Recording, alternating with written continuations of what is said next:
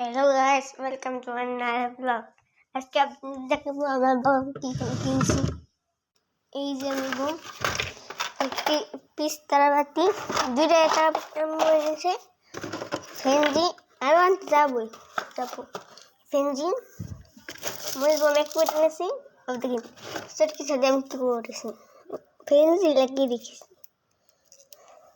এই দিন অত নিয়ে সুন্দর দেখাবো, কষ্ট থেকে দিচ্ছি একটু এটা তার দিয়ে দিচ্ছি দুটো চুলকি।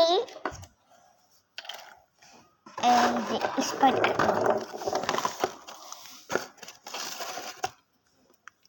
স্পাইডার কিনে নিয়েছি আমি, মরিচ, তারাবাতি, চুলকি,